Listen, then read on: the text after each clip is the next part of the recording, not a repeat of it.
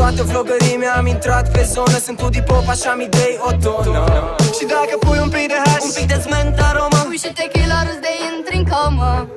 în cap am dolari, în buzunar am lei. Moga pe barba lângă pe perciunii mei. Am inima pe net, îmi știi bucuria și drama, problemele de acasă când mă ceartă mama. Noi o facem pentru voi. Trecem prin foc și ploaie, hater și prin noroi. Pentru că noi o facem pentru voi. N-ați dat și voi un ger înapoi. dacă vrei sinceritate, hai să spun care-i fenta. De te-ai văzut pe net, sigur te-ai văzut la Smenta. Ne place ce facem și o facem foarte bine. Ne urmărește toată țara, te invit și pe tine. Te întreb cine-i copila, că-i mai profi decât bila. Te provoc să vii să bei 6 șaturi cu tequila. Care-i pila?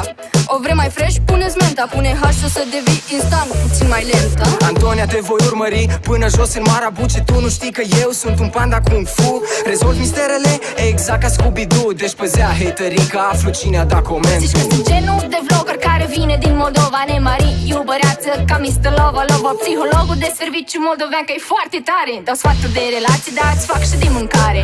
Noi o facem pentru voi. Trecem prin foc și ploaie, hater și prin noroi. Pentru că noi o facem pentru voi. N-ați dat și voi un ger înapoi.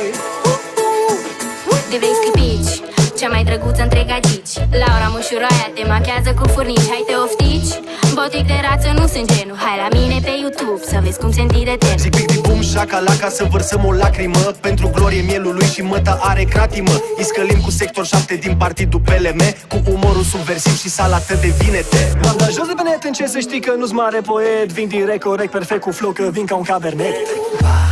Că mie îmi place subul, Mikey scutură YouTube-ul. Piesa asta rupe clubul, du-te, rulează șurubul.